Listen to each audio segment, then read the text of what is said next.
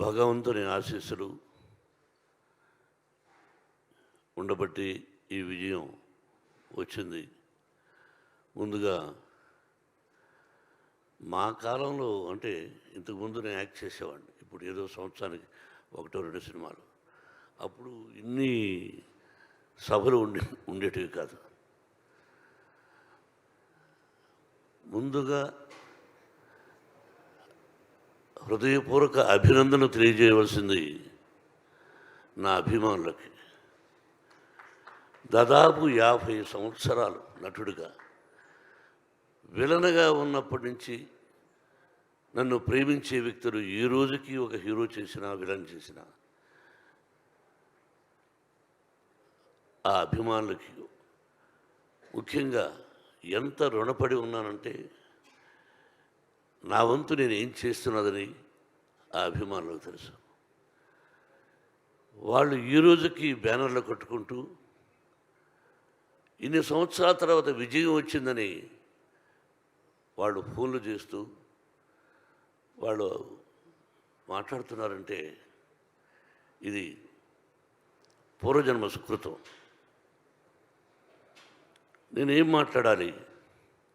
ఈ సినిమాలో నటించినటువంటి నటీనటులు అందరూ, మా బావ దగ్గర నుంచి ప్రభాస్,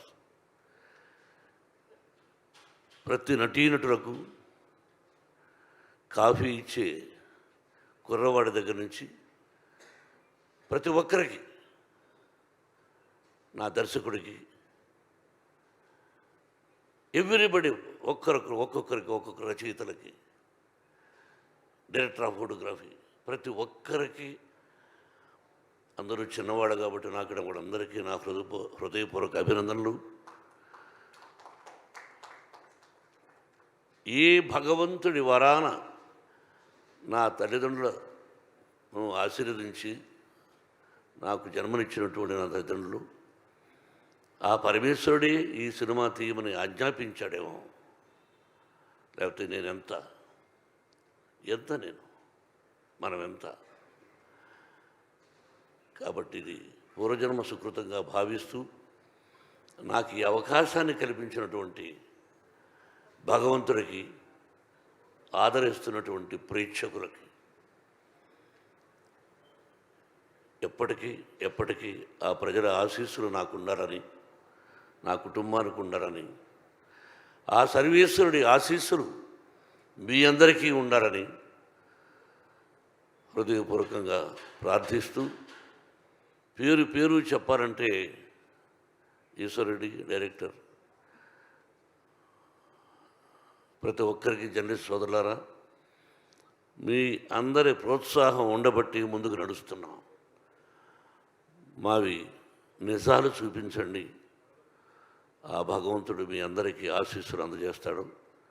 మీ ఆశీస్సులు మాకు ఉండాలని కోరుకుంటూ, Vinay, if there is no Vinay there is no Kannappa. Yes, everywhere. ఈరోజు ఈ ఉత్సాహంగా నేను రావడానికి కారణం నా తోటి నటీనటులు.